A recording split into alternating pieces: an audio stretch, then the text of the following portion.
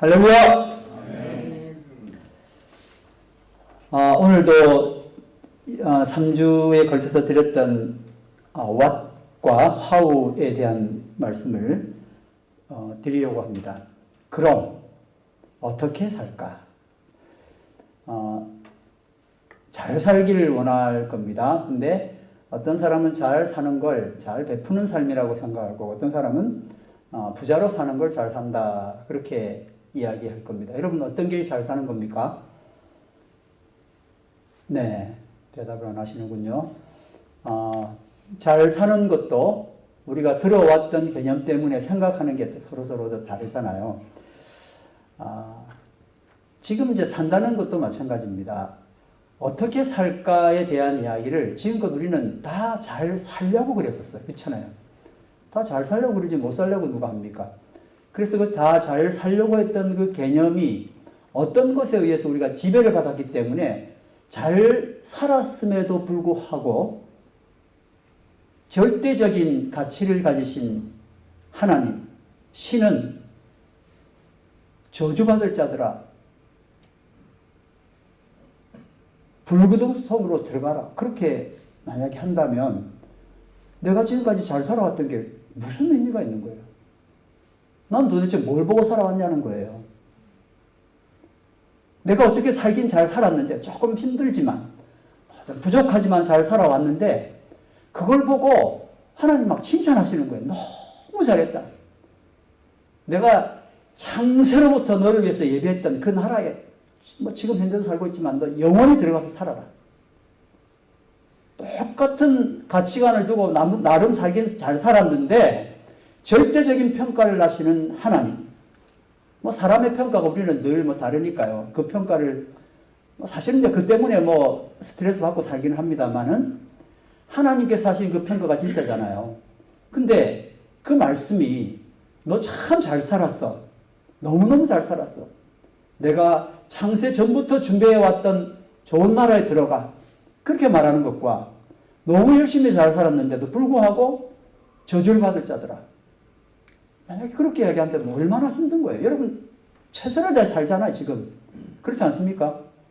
대충 사는 분도 가끔 계시겠지만 나름 다 최선을 다해 사는 거예요. 잘 살려고 그러는 거예요. 그러니 오늘 잘 산다는 개념을 정말 좀 생각을 해봐야 된다는 겁니다. 왜 이런 일들이 일어났을까 하고 좀 깊이 생각을 해보았습니다. 사람들이 볼 때, 이제 우리는 어차피 사람의 세계에서 살고 있으니까요. 사람들이 볼 때 직업, 학력, 재산 같은 이런 what이라고 하는 창문 이렇게 있으면 그 창문을 통해서 이제 세상을 보잖아요. 그래서 그 창을 통해서 보이는 대로 사람을 규정을 합니다. 창틀이 그렇게 프레임이 결정되어 있는 겁니다. 그런데 사람은 그렇게 보지만 하나님께서 사람을 보실 때는 무엇으로 보느냐는 거예요. 어떤 창을 통해서 사람을 보느냐는 거예요. 사람이 보는 창은 무엇을 해야만 되는 창이었습니다. 그런데 하나님께서 사람을 보고 평가하시는 창은 무엇이라는 창문을 보는 게 아니라 how, 어떻게라는 창문을 통해서 사람을 보시고 판단합니다. 동정심, 섬김, 지지 이런 how라는 창을 통해서 그 사람을 규정하십니다. 하나님께서는 사람을 보실 때, 하나님께서는 나를 보실 때 사람이 열어둔 그리고 그렇게 맞다고 지금까지 여기왔던 what이라는 창문을 닫으시고 how라는 창문을 열으시고 사람을 봅니다. 하나님은 무엇이 될까라는 것을 목표로 살아온 삶을 가치 있게 보시는 것이 아니라 어떻게 살까를 목표로 살아온 삶을 가치 있게 보시는 겁니다. 성경 말씀에 고린도전서 13장에 사랑이 없으면 아무것도 아니에요. 했을 때 그것은 nothing입니다. 하나님 보실 때 nothing의 삶이 있고 하나님 보실 때 something의 삶이 있는 겁니다. 왓을 아무리 이 세상 사람이 그렇게 좋다고 이야기하는 왓을 아무리 추구하고 살아도 하나님 보실 때 nothing, 소용이 없는 겁니다. 하나님은 what 이것만이 유일한 진리라고 믿는 우리에게 how라고 하는 하늘의 가치를 열어주셨습니다. 여러분 헨리 나우엔이라는 이름을 들어보신 적이 있을 겁니다. 기독교인이거나 아니거나 간에 한 번쯤은 뭐 영성가들을 통해 목사님을 통해서 늘 입에 오르내리는 아주 뛰어난 사람입니다. 세계적으로 저명한 사제인데 기독교 쪽은 물론 아닌데도 불구하고 기독교에서도 이분 책을 많이 읽죠. 존경받는 교수고 사랑받는 목회자, 영적 삶에 관한 40권 정도 책을 쓴 분입니다. 그분이 쓴 책은 22개 넘는 언어로 출간되었고 200만 부 이상 팔릴 만큼 많은 이들에게 영적 길잡이가 되었습니다. 그분은 세상을 떠났음에도 불구하고 그의 가르침을 따르려는 사람들이 줄을 잇고 있습니다. 아직도 여전히 그분은 돌아가셨음에도 대단한 사람입니다. 세계 최고의 대학, 예일대학교, 하버드대학 교수였습니다. 세계적인 영성가로 이름이 알려져 있고 종교 지도자였습니다. 전 세계인의 멘토, 최고 집필가, 강연자라는 이름, 이건 헨리 나우엔에게 늘 따라다니는 이름표였습니다. 그러던 그가 1985년, 굳이 저 때로 이야기하면 대학 졸업했을 때 제가 아무 관계 없습니다. 그분하고. 하여튼 40년 전 이야기라는 겁니다. 돌연 교수직을 잠시 내려놓고 라르슈라는 지적장애인 공동체로 떠나게 됩니다. 우리 최성 교사님, 이성 교사님 장애인 사역 하셨잖아요. 그런 사역지 있는 곳을 보고 이분이 그 저명한 대학 교수가 지적장애인 공동체를 간 거예요. 잠시 들린 게 아니고 이제 거기 어떤 그런 영성가들도 생각이 좀 다른 것 같아요. 그래서 이제 거기를 아예 갔습니다. 주변 사람들은 그렇게 잘 나가던 교수님이 저길 왜 가? 만약에 그분이 가서 지적 장애인들에게 무슨 설교를 한들 강연을 한들 무슨 뭐 감동이 있을까?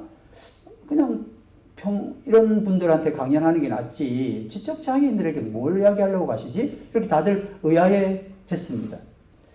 근데 이제 헨리 나우엔은 나름의 의미가 있었다고 하나님께서 내가 그들을 위해 가는 것이 아니라 나를 위해 그들에게 보낸 것 같다라고 그렇게 이제 어떤 마음이 있었던 것 같아요. 라르슈에 도착했습니다. 지적 장애인들이 모여 있는 곳입니다. 거기서 이분들이 여기 오늘 처음 온 헨리 나우엔에게 질문을 합니다. 당신 누구입니까? 당연히 물어보겠죠. 얼마나 어색한 발음으로 질문을 했겠습니까? 자, 여러분 같으면 어떻게 소개하겠습니까? 헨리 나우엔도 똑같이 그러나 겸손한 모습을 가지고 인사를 꾸벅하면서 나는 하버드에서 교수를 하고 있는 헨리 나우엔입니다. 라고 자기를 소개했습니다. 우리 같으면 어떻게 해야 돼요? 여길 다 오셨네요. 라고 해야 되는데 지적장애인들 모임이니까요. 하버드가 뭐예요? 라고 물어봤어요. 첫 번째 질문부터 막히기 시작합니다. 최대한 설명을 잘해보자. 지적장애인들에게 설명을 잘해봐야지. 전 세계에 있는 석학들이 공부하고 싶어하는 대학입니다. 나는 그 대학의 학생이 아니라 교수인데 최고 교수였어요. 겸손하게 말했죠. 이분들이 또 떠듬떠듬 질문합니다. 사람들은 왜 공부를 하려고 그래요? 제로인 상황에서 질문할 수밖에 없는 것들이에요. 하버드도 뭔지 모르고 공부를 왜 하는지 모르는데 이분이 한 설명은 도대체가 무슨 말인지 지적장애인들은 아무것도 모르는 거예요. 도대체가 뭔지를 모르겠어요. 저 사람 왜 자꾸 저런 이야기를 하지? 그런 거예요. 설명을 또 하는 거예요. 이렇게 자기에 대해서 설명을 계속 하다가 헨리 나우에는 사회적 통념 있잖아요. 소유가치, 위치가치. 우리는 늘 생각하는 게 왓을 기반으로 한 소유가치, 위치가치를 가지고 자신을 아무리 소개해도 이들에게는 전혀 들어오질 않았어요. 의미가 없는 이야기였습니다. 그런데 그들이 계속하는 질문을 통해서 헨리는 껍데기가 아닌 자기 본질을 보기 시작했어요. 근데 이분은 진짜 영성갈 것 같아요. 그렇게 하면 아유, 나 여기 아닌가 봐. 가야지. 이렇게 가야 되는데 스스로 생각을 이분들이 하는 질문에서 계속 자기는 뭐만 이야기하고 있어요. 내 껍데기만 자꾸 이야기해. 왓을만 계속 이야기해. 이것을 이야기하면 이 사람이 이해할까? 그리고 그렇게 살았잖아요. 영성가로서 살았는데도 불구하고 자기는 뭐만 추구하고 살았냐면 계속 껍데기가 풍부해지는 삶을 살아왔던 거예요. 이거 아니네. 껍데기를 말해봐야 알아듣는 사람이 아무도 없어요. 그런데 들어오는 게 뭐냐면 저 사람들의 질문이 계속 나의 본질을 물어보는 거예요. 그날 밤에 헨리 나우에는 이렇게 일기를 써 내려갔다고 합니다. 내가 여기 있는 이들에게 내가 얼마나 대단한 인물인지, 그리고 내 친구가 얼마나 대단한 정치 지도자, 문화 지도자인지. 그런데 바로 내가 이런 대단한 사람들의 멘토라는 것을 설명하기가 매우 어려워졌다. 그런데 어쩌면 나의 오래된 영혼의 방황이 여기서 마무리 지어질지 모르겠다. 그리고 정말 이분이 위대한 깨달음을 얻습니다. 이들은 신이 인간을 대하는 방식과 가장 유사한 방식으로 나를 대하고 있다. 한번 따라하겠습니다. 이들은 신이 인간을 대하는 방식과 가장 유사한 방식으로 나를 대하고 있다. 사람은 사람을 대하는 방식이 있었어요. 거기에 나는 영성까지만 익숙했었어요. 영성가의 흉내를 냈는지 진짜 영성이 있었는지 우리는 알지 못하지만 그가 많은 사람들에게 영성적 영향을 준 건 사실입니다. 그런데 지적 장애인들 앞에서 자기가 서보니까 아무것도 아닌 거예요. 껍데기만 그냥 계속 이야기하고 살았었는데 나는 왜 이렇게 힘들지? 내 영혼은 도대체 어디로 가는 거야? 하는 자기 영혼의 종지부를 그날 찍을 수 있었다. 여기서부터 출발하는구나. 여러분, 이건 우리 가정에서도 있습니다. 내가 뭔 일을 하든, 뭔 일을 못하든, 뭔 일을 잘하든 관계없이 내 가정에서는 오로지 어머니가 내 이름으로 부르는 겁니다. 우리 가정에서 신이 사람을 대하는 방식으로 할 수 있는 최고의 모습이 있는 거예요. 참 놀랍지 않습니까, 여러분? 오직 나의 이름 헨리로 부르는 사람들. 거기는 모든 것이 다 사라지고 그냥 헨리만 있을 뿐이에요. 왓이 아니라 하우로 대하는 헨리만 있을 뿐입니다. 내가 무엇이 될까로 일생을 살아온 이유는 여러분 뭐가 되어야 세상 잘 사는 줄 알았기 때문에 그런 거예요. 그렇지 않습니까? 지금껏 그렇게 우리는 훈련받아 왔었어요. 죄송하지만 교회도 그러는 거예요. 뭔가 있는 사람 설명 잘 해드리잖아요. 그렇죠? 근데 뭐 아무것도 없다면 성경에도 저 뒤에 가 있든지 뭐 나가든지 네가 알아서 해라. 그렇게 한다잖아요. 그런데 하나님께서 나를 보실 때 내가 무엇이 되기 위해서 살았으며 무엇으로 살았는지 전혀 관심이 없다는 겁니다. 지난번 설교 시간에도 말씀드렸지만 하나님은 네가 목사였는지 이거 관심 없어요. 죄송하지.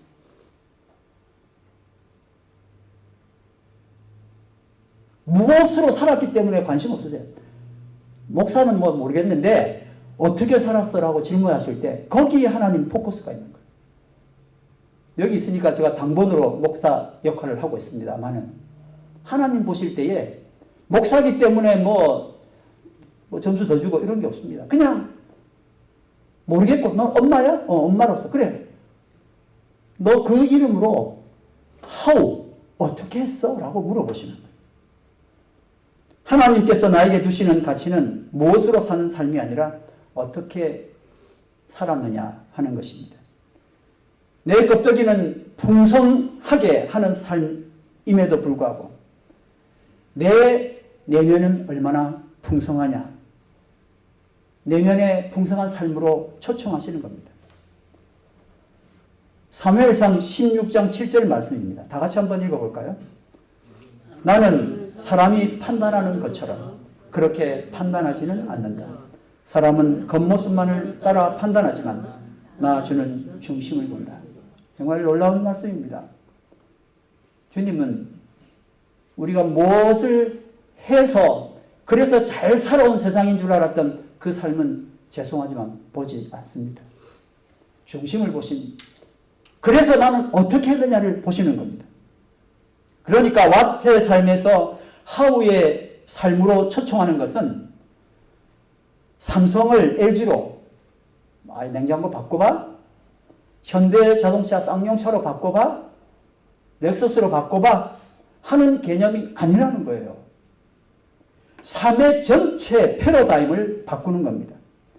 사도행전 26장 18절 말씀을 보고 참 세상에 성경 말씀에 또 물론 뭐 좋은 말씀 많지만 이런 말씀이 다 있구나 깜짝 놀랄 말씀이 있습니다. 한번 여러분 천천히 읽어보겠습니다. 이것은 시작. 이것은 그들의 사도행전 26장 18절 시작.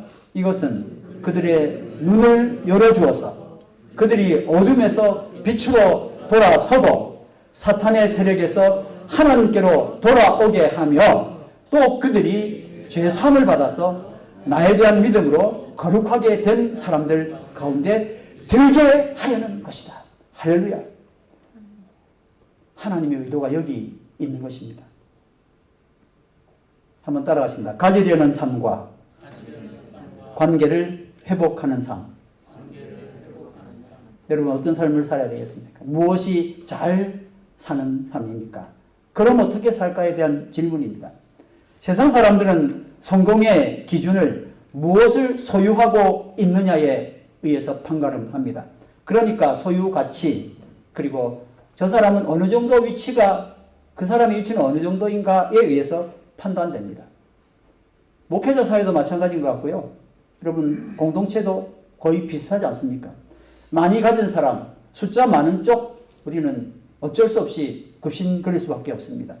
예를 들어 연봉이 높은 직업이나 내가 이 세상 가운데 유튜브로서 혹은 많은 사람들의 구독자를 가진 그런 유명자들인가 이런 것들을 우리는 선호하게 됩니다. 그런데 여러분 바른 교회가 그렇다면 성공의 기준을 여러분 축하합니다 뭐 잘하셨어요 하는 그 성공의 기준을 무엇을 가지고 있느냐가 아니라 어떻게 사느냐라고 성경이 말씀하신 바를 바로 선포해야 바른 교회의 가치관이라고 할 수 있습니다. 근데 여러분 솔직히 말해서 얼마나 힘든 이야기입니까? 바위섬이라는 노래 있지 않습니까? 파도가 부서지는 바위섬. 사람들이요 처음엔 좋다고 그러다가 다 떠나버리는 거예요. 바위섬 너는 내가 미워도 나는 너를 너무 사랑해. 이제 그렇게 처음에는 바위섬 좋다고 막 사람들이 갔다 그 다음에 파도 일고 이러니까 다 떠나버린 거예요. 참 가사가 멋있어요. 나는 이제 너와 함께 바위섬에 살고 싶어라. 그렇게 바위섬처럼 외롭습니다. 하우의 삶을 산다는 건요 정말 외로운 삶이에요. 만약에 하나님이 나와 함께 하시지 않는다면 정말 고통스러운 삶입니다. 왜냐하면 세상은 그걸 인정하지 않기 때문에 그래요.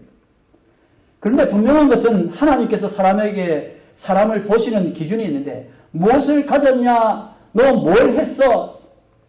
다들 뭐 열심히 공부하잖아요. 그렇죠? 이유는 내가 그런 걸 타이틀을 가지면 되는 줄 알아요. 이미 말씀드린 것처럼 여러분 내가 무엇이 되고 나면 하우는 전부 다 용서가 되는 세상이에요. 그렇지 않습니까? 뭐가 됐으니 못됐게 해도 봐줘라. 이런 거예요.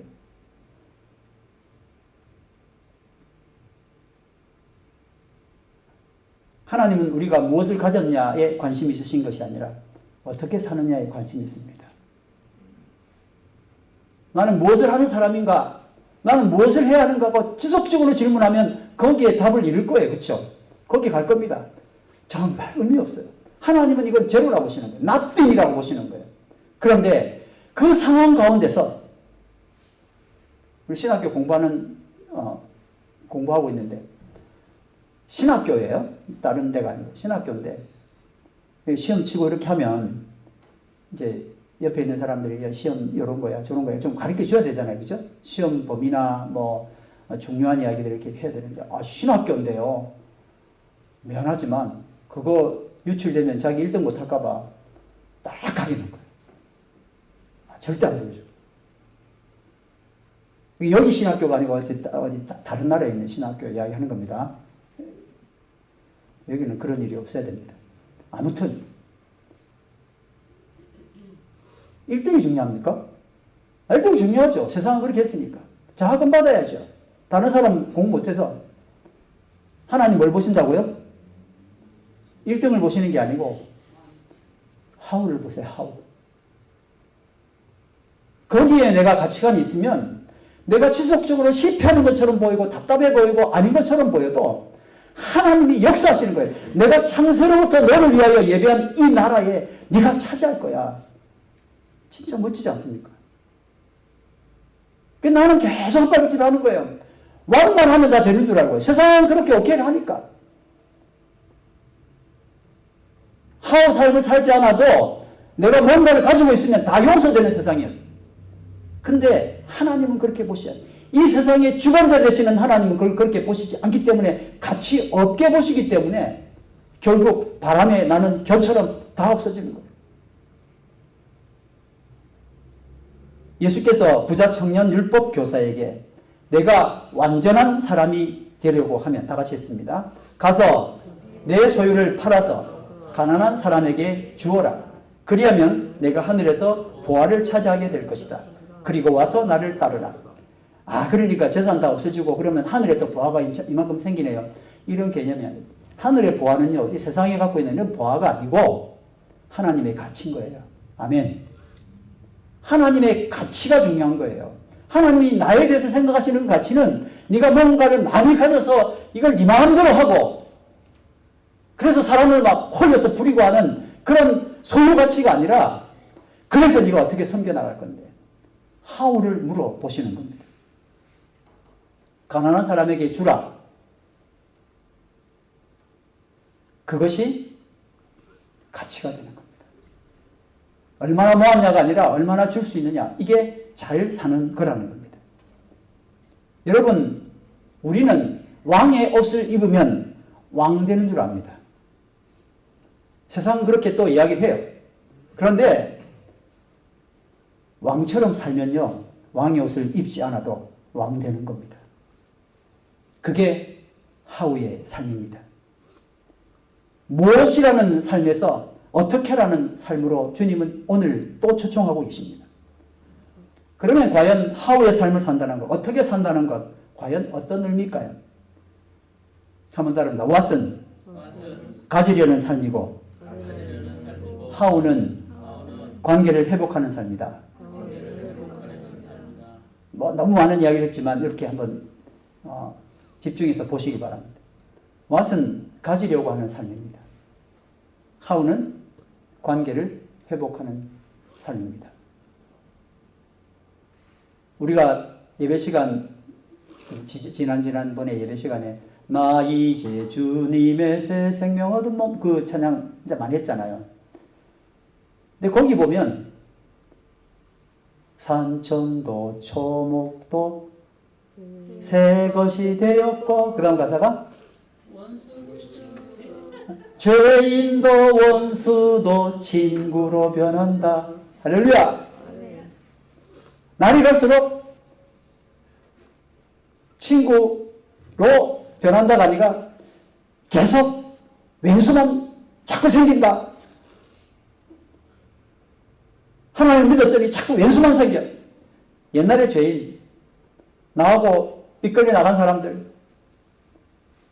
오늘 교회 나와가지고 저 인간 보기 싫어 죽겠는데 하고 이제 교회 나오는데 그 인간이 또 있어. 이 교회 못 다니겠네. 또 나가. 그래서 수도 없이 교회 돌아다니다가 드디어 왔는데 또 나한테 잘 안 해주는 거야. 왼수가 또 생기네. 계속 계속 원수만 만드는 그런 나이 들면서 원수만 만드는 삶이 아니라 나이 들면서 어떻게 해야 돼요? 죄인도 원수도 다 같이 친구로 변한다. 할렐루야.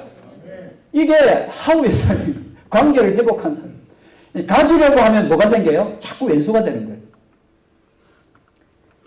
왓을 추구하면서 우리는 얼마나 많은 관계를 깨뜨렸는지 스스로 잘 알 겁니다. 무엇이 되려고 하다 보니 하나님과의 관계 깨지고 가족, 신앙, 공동체도 멀어지게 됩니다. 자연을 훼손하게 되고요. 나에게 주어진 사명과도 자꾸 멀어집니다. 하나님, 왓을 다 가지고 나면 사명 한번 해보겠습니다. 라고 자꾸 말도 안 되는 거짓말을 합니다. 관계가 회복된다는 건 뭘까요? 긴 말씀이 필요하지만 일단 네 가지로만 이야기를 해보면 첫 번째는 나와 하나님과의 관계가 회복됩니다. 뭐가 되면요? 하우가 되면. 자, 저는 이런 게 진짜 멋있는 것 같아요. 어떻게 천국이 바로 내 코앞에 있냐는 거예요. 우리가 어떤 상황을 당한다 할지라도 천국은 내가 그 아무도 예배드리지 않는 그 자리에서 내가 뭐 하는 거예요? 예배할 수 있을 때 천국이에요. 그냥 그 자리에서 주님, 오늘 김영훈 목사님 말씀하신 주님이라고 내가 기도할 때 그 자리가 그냥 천국이 되는 거예요. 하늘 문이 열리는 겁니다. 할렐루야. 천국이 따로 없어요. 내가 하우로 결심하는 거예요. 하나님 내가 어떻게 할까요? 라고 물어볼 때 천국이 열리는 겁니다. 하나님과의 관계가 회복되는데 왓을 생각하고 있으면요. 관계는 뭐죠? 자, 이거 다 해놓고 하나님 잠깐만요. 저리 와 계세요. 내가 뭔가를 해야 돼요. 나와의 관계도 회복됩니다. 나와 사명과의 관계도 회복됩니다. 나와 이웃과의 관계도 회복됩니다. 이 네 가지 관계가 회복되는 게 하우로 인하여 일어납니다. 네 가지는 외우실 필요 없습니다. 하우를 하면 그냥 이것이 자동적으로 다 오게 되어 있습니다. 이렇게 말을 하면 또 질문합니다. 아니, 근데 이웃하고 하기는 진짜 힘들고요. 그냥 하나님하고 관계만 그러면 되는 거 아니에요? 여러분 다 그렇게 생각하시죠? 왜냐하면은 관계 회복하기 그렇게 쉽지가 않거든요. 그렇지 않습니까? 저 인간이 내가 이렇게 하면 뭐 나를 뭘로 생각해 하지? 뭐 이런 것도 있고요. 그때 내가 좀 큰 소리 쳤는데 미안한 마음도 있지만 저거 계속 잘못하고 살 건데 내가 이렇게 말하면 어떻게 해요? 계속 기어오를 거야. 뭐 이런 생각이 있어가지고 힘들어요. 그러니까 뭐만 해요? 그냥 하나님과의 관계만 회복하는 거예요. 그게 전도연이 엄청난 상을 받았던 밀양이라는 영화에 나오는 이야기입니다. 기껏 자기 자녀 죽여놓고는 죽인 살인자는 교도소 들어가서 갑자기 엄청 마음이 편해진 거예요. 내가 교도소 들어가서 하나님 믿기 시작했어요. 전도연이 이제 용서 한번 해주려고 갔는데 이미 지가 용서를 지가 다 받고 있는 거예요. 전도연이 소리칩니다. 하나님 당신 뭔데 당신 마음대로 용서를 먼저 합니까? 지가 한 건데 이제 하나님께 그렇게 해본 거죠. 밀양이라는 영화에 나오는 이야기예요.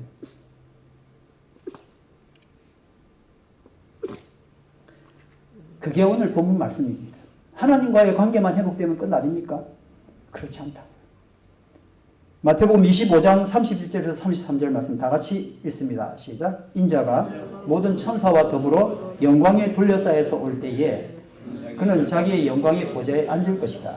그는 모든 민족을 그의 앞에 불러 모아 목자가 양과 염소를 가르듯이 그들을 갈라서 양은 그의 오른쪽에 염소는 그의 왼쪽에 세울 것이다. 그렇다면 여러분 오른쪽 양, 왼쪽 염소 갈라놓는 기준이 뭘까요? 오늘 본문 말씀 보니까 오른쪽 편 사람들은 주님이 힘드실 때 찾아가서 돌본 사람들이라 기록되어 있습니다. 아까 우리 본문 말씀 읽었을 때 그랬죠. 그죠? 왼편에 있는 사람들은 주님이 힘드실 때 돌보지 않은 사람입니다. 이거 요들에 보면요. 야, 어디 진짜 기독교 외에 또 많은 신들이 있지 않습니까? 열심히 빌고 막 거기 제사 잘 지내고 이러면 막 신이 막 복 주고 그거 안 하면 신이 막 저주 주는 거하고 비슷해요. 여기 내용을 보면요. 과연 그런가? 만약에 여러분 다 그래도 우리는 하나님을 예수님을 믿고 있는 사람들이니까요. 진짜 한번 물어보는 거예요. 예수님이 만약에 이제 현실적으로 여기 나타나셔가지고 줄이시고 목마르시고 나그네 되시고 벗으시고 병드시고 옥에 갇혔다면 여러분 어떻게 할 겁니까?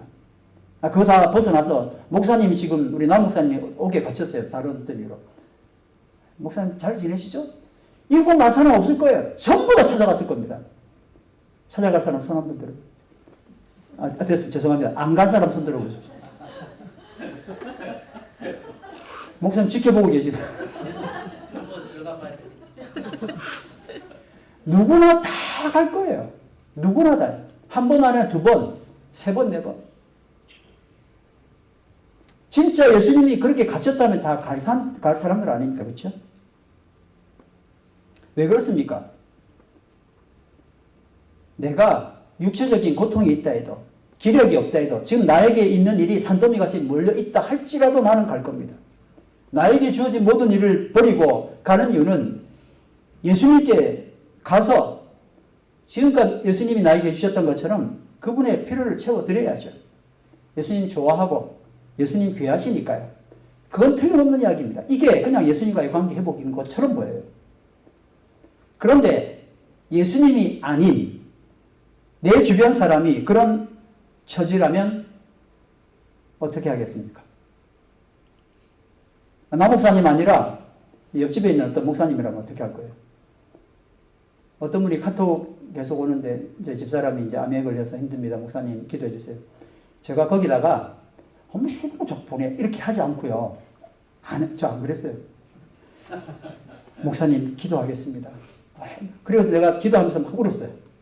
그분 앞에서 운 게 아니고 기도 내용 지금 하나님 진짜 좀 얼마나 해줄까 이분. 딸내미 이야기도 거기 써놓고 내 자녀들이 엄마 때문에 고통하는데 그게 막 절절히 기도를 읽으니까 막 나와요. 막 같이 울어봤다니까요. 그리고 목사님 제가 기도했습니다. 우리 말로만 기도하는 거 말고 진짜 기도해야 되니까 그 말 쓰려고 제가 기도했습니다 하고 썼어요. 근데 그 말 한마디에 그 목사님 너무 고맙습니다. 근데 거기에 너무가 아니고 너무라는 걸 카톡인데 보이더라고요. 너무 이렇게 써놓고 작은 말인데 얼마나 많은 사람에게 카톡을 보냈겠어요. 한마디 말이지만 위로가 필요하지 않습니까? 너무 고맙다는 그 말을 제가 읽었어요. 그래. 나 한 번이라도 그렇게 기도해야지. 다른 사람이 그런 처지를 당하면 우리는 어떻게 합니까? 카톡 올 때 기도하시길 간절히 바랍니다. 이렇게 예수님이 고난당하시면 언제든지 우리는 그분 필요를 채우기 위해서 달려갈 겁니다. 그런데 주변 사람이 고난당하면 좀 생각해 본 후에 결정하는 것. 이거 크리스찬 사고에 맞는 이야기입니까? 그렇게 그 사람이 예수님께만 헌신하는 것은 과연 예수님이 기뻐하실까? 예수님이 지금 현재 우리 눈에 보이지 않습니다. 오늘 본문이 바로 그 질문에 답을 줍니다. 왼쪽 염소와 오른쪽 양의 차이는 도대체 뭘까? 우리는 여기서 오른편 사람들과 왼편 사람들의 공통점 그리고 차이점을 발견할 수 있습니다. 여러분 공통점은 뭘까요? 염소와 양의 공통점. 전에 우리 목사님 염소 양인데 그 염소 양 말고 이 사람에 대한 이야기입니다. 공통점이 뭘까요? 이들의 공통점은요. 예수님께 충성을 다했다는 겁니다. 충성하려는 마음은 둘 다 비길 데가 없습니다. 두 부류 다 겉으로 멋져 보이는 아주 좋은 신하였기 때문입니다. 근데 이들에게는 현격한 차이가 있었습니다. 왼편 사람들은 왓을 기반으로 왕께 충성했고 오른편 사람들은 하울을 기반으로 왕께 충성했습니다.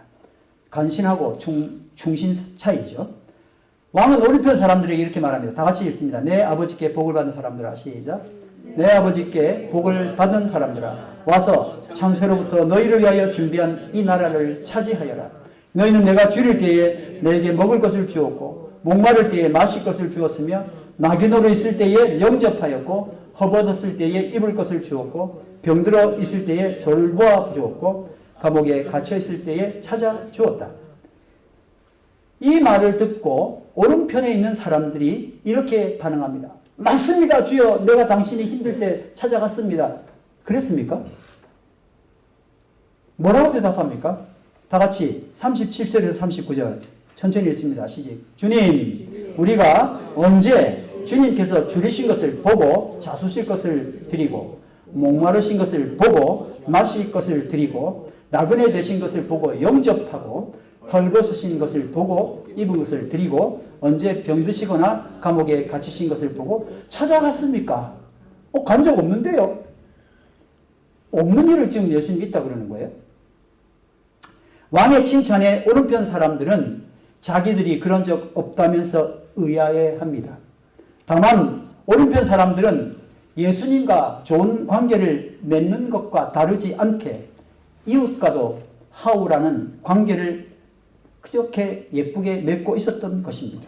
이렇게 구원을 얻기 위해 이루어야 할 구원을 받았기에 하는 게 아니고 받았기에 하우하는 게 아니라 구원을 얻기 위해 왓을 해서 리스트를 계속 만드는 것을 전혀 의식하지 않고 구원 얻은 자가 살아가는 하우를 누리면서 살아온 이들에게는 주님의 칭찬은 의아해했습니다. 그런 의도가 없어요. 여러분 의도를 가진 사람은 왓을 정확하게 리스트를 기록할까 안 할까요? 다 기록하죠. 내 계정에 그게 정확하게 적혀 있잖아요. 이렇게 했기 때문에 반드시 이런 이유로 하나님 날 구원해야 되는 거예요. 근데 이미 구원받은 자들은 리스트가 필요가 없습니다. 40절 말씀 되겠습니다. 시작. 내가 진정으로 너희에게 말한다. 너희가 여기 내 형제 자매 가운데 지극히 보잘것없는 사람 하나에게 한 것이 곧 내게 한 것이다. 그리고 이제 왕은 왼쪽 편에 서 있는 사람들에게 이렇게 말합니다. 다 같이 읽습니다. 시작. 저주받은 자들아 내게서 떠나서 악마와 그 졸개들을 가두려고 준비한 영원한 불 속으로 들어가라. 너는 내가 줄일 때에 내게 먹을 것을 주지 않았고 목마를 때에 마실 것을 주지 않았고 나그네로 있을 때에 영접하지 않았고 헐벗었을 때에 입을 것을 주지 않았고 병들어 있을 때나 감옥에 갇혀 있을 때에 찾아주지 않았다. 정말 청청병력 같은 왕의 반응입니다. 그러니까 왼편에 있는 사람들은 강하게 항의할 수밖에 없습니다. 예수님 언제 오게 가졌습니까? 연락이라도 주시지. 도대체 모르겠는데요. 언제 병들었습니까? 나 당장 갔을 사람입니다. 아시잖아요. 나 몰라요? 갇히신 적 없잖아요. 언제 갇히셨어요? 44절 다 같이 있습니다. 시작. 주님, 우리가 언제 주님께서 굶주리신 것이나 목마르신 것이나 나그네 되신 것이나 헐벗으신 것이나 병드신 것이나 감옥에 갇히신 것을 보고도 돌보아드리지 않았다는 것입니까? 정말 예수님께서 진짜 그 어려움에 처했다면 우리는 목숨 걸고 예수님 지켜드렸을 겁니다. 맞죠? 누구처럼요? 베드로처럼. 정말 억울합니다. 왼편 사람들은요, 자신이 해왔던 왓의 리스트가 하나하나 다 기록되어 있어요. 그러니까 리스트에 빠진 일은 해본 적도 없고 예수님은 진짜 아픈 적도 없는 거예요. 그러니까 안 갔죠. 아팠다면 갔을 건데. 왼편 사람들은 자신이 지금껏 왓이 무엇인지를 너무나 잘 알고 있었습니다. 그 사람들이 적이 있다는 게 아니고 내가 그렇다는 거 아닙니까? 더 빼앗기지 않기 위해서, 더 얻기 위해서 혼신을 다해서 왕과 왕의 나라에 내 아까운 걸 다 바쳤기 때문에 내가 그걸 어찌 있겠습니까? 왓의 리스트는 명확하게 다 있습니다. 그런데 왕은 단호하게 이렇게 말씀합니다. 45절 46절 내가 진정으로 시작. 내가 진정으로 너희에게 말한다. 여기 이 사람들 가운데서 지극히 보잘것없는 사람 하나에게 하지 않은 것이 곧 내게 하지 않은 것이다. 그리하여 그들은 영원한 형벌로 들어가고 의인들은 영원한 생명으로 들어갈 것이다. 두 부류 다 왕과 밀접하게 붙어있는 사람들입니다. 여러분 그걸 아셔야 돼요. 주님과 관계없는 사람들이 아니고 양과 염소 둘 다 밀접한 분들이에요. 그런데 한 부류는 자신의 왓을 위해서 자신의 왓을 이루기 위해서 왕과 밀접한 거예요. 기도를 드릴 때 이걸 추구하는 기도가 얼마나 많은지 몰라요. 왓을 추구하는 기도. 너무나 많은 교회들이 우리 교회 이러는데 그게 왜냐면 나는 이제 우리 교회 지구교회가 아니고 우리 교회니까 또 우리 교회를 해야 되잖아. 그런 기도를 하면서 이거 맞는 기도야. 그렇단 말이에요.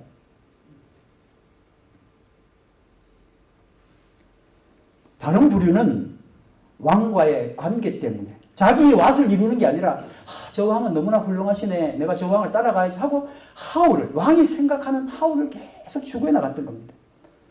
오른쪽에 있었던 사람들은 관계에 집중했기 때문에 남들이 볼 때 그것은 좋은 행동으로 나타날 수밖에 없습니다. 그런데 왼편에 있는 사람들은 왕과 그 나라를 위해 자기 있는 것 투자해 왔기 때문에 모든 것을 똑똑히 기억하고 있었습니다.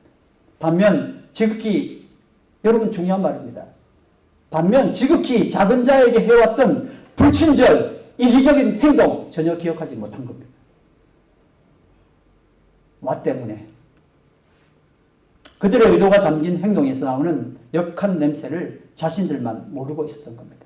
여러분 냄새 납니다. 저뿐만 아니라 왓은 냄새가 나게 됐습니다. 간신은 왕 앞에서 자라지만 백성들에게는 해를 끼치거나 목숨을 요구합니다. 왕에게 요구해서 자기 이익을 취해야 되니까 백성들에게 그렇게 하는 거죠. 반면 충신은 왕과 그 연약한 백성들을 위해서 일하며 목숨도 바칩니다. 왜냐하면 그들은 왕과 그 뜻을 같이 했기 때문입니다. 이들은 하나님 주신 참된 행복을 알았고 그 행복을 그저 누린 겁니다. 그런데 그 결과가 여러분 무엇입니까? 늘 손해보는 것처럼 보이고 왓도 추구하지 않으니까 유명해 보이지도 않습니다. 그런데 하나님께 칭찬받습니다. 마태복음 25장 34절 말씀 다 같이 있습니다. 시작. 내 아버지께 복을 받은 사람들아 와서 창세 때로부터 너희를 위하여 준비한 이 나라를 차지하여라. 아멘. 왼편에 있는 자들은 자기만을 위한 의식주 해결하는 것에 가치를 두었던 사람들. 그들은 더 높은 수준의 행복을 맛보지 못했기 때문에 이미 하나님 나라에 합당치 않았습니다. 마음 아프지만요. 마태복음 25장 41절 말씀입니다. 다 같이 읽습니다. 저주받은 자들아 시작. 저주받은 자들아 내게서 떠나서 악마와 그 졸개들을 거두려고 준비한 영원한 불 속으로 들어가라. 영원한 불은 뭡니까 여러분? 꺼지지 않는 불입니다. 살아서 계속 받는 고통을 이야기하는 겁니다. 죽어서 가는 고통이 아니고요. 살아서 계속 받는 고통을 이야기하는 겁니다. 그러니까 그들의 지금 살아왔던 삶도 지옥이지만 앞으로도 지옥이라는 거예요.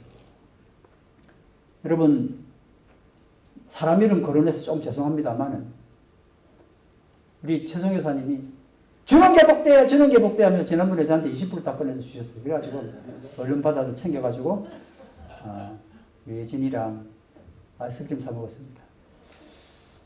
주는 게 복되다는 게 자기 주머니는 다 털리는데 이성 교사님 표정 딱 보십시오.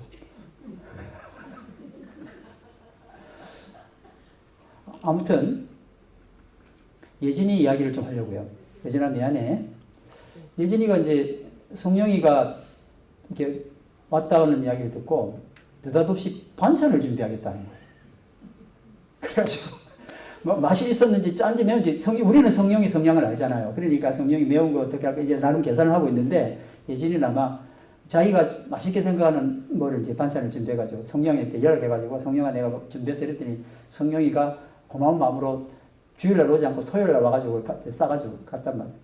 제가 그 소식을 듣고 예진이가 한 그 이야기를 듣고는 너무 기분이 좋은 거예요.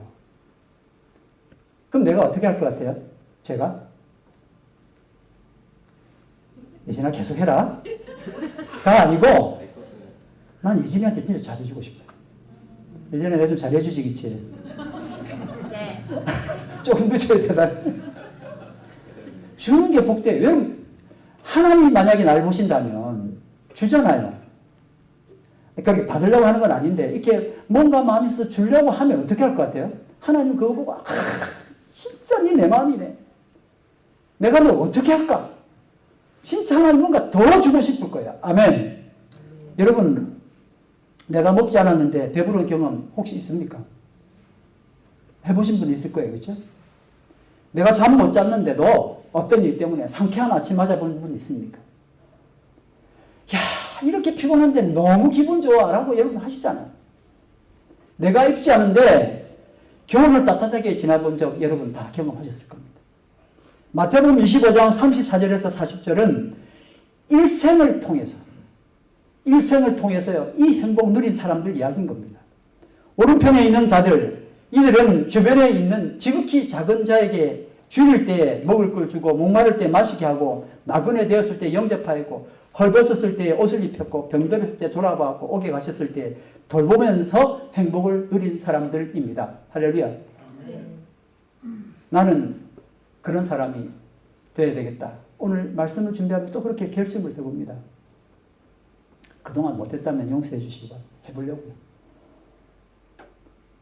이분들은 어떤 보상을 생각한 게 아니라 이미 그 삶에서 보상을 다 받는 겁니다. 매일매일 매 순간을 통해서.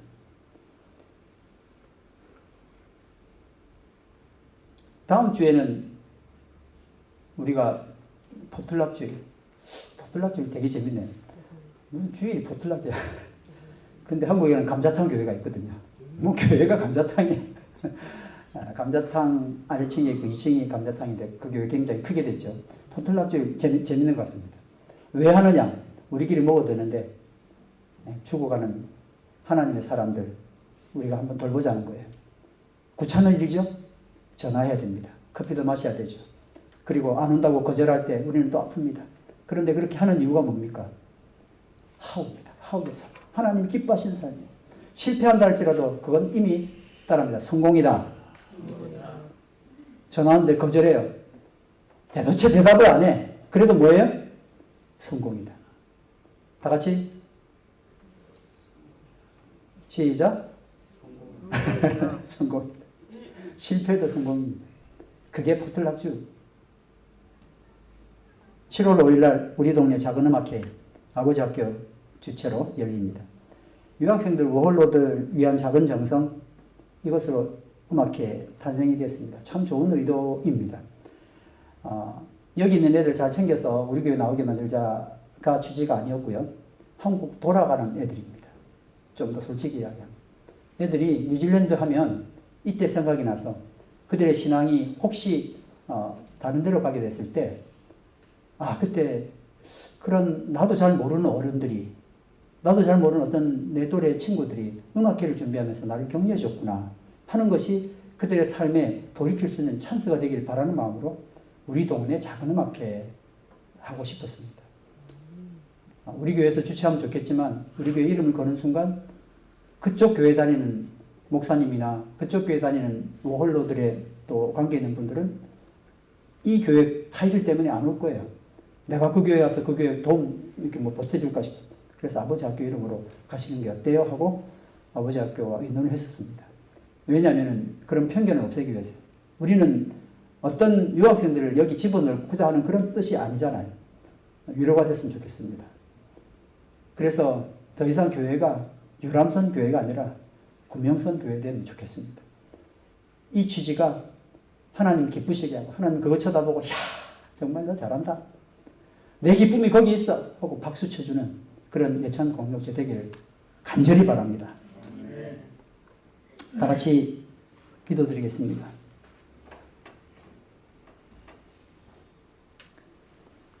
하나님, 저희들은 너무나 부족합니다. 그것이 다인 줄 알고 살았던 이 세상. 그런데 하나님 저주하며 악한 자들이라고 말하며 나에게서 떠나라고 말한다면 얼마나 기가 찹니까? 그런데 오늘 말씀 주셔서 더 이상 그런 왓이라고 하는 무엇이 될까의 삶을 사는 것이 아니라 어떻게 살까? 하나님 나에게 뭐라고 말씀하시는가? 그 어떠함으로 살아갈 수 있는 저희들 되도록 주님 이 시간 말씀을 통해 바뀌게 하시고 그렇게 살아갈 수 있는 오늘 첫 시작이 될 수 있도록 역사하여 주시옵소서. 찬양과 감사를 드립니다. 예수님 이름으로 기도드립니다. 아멘.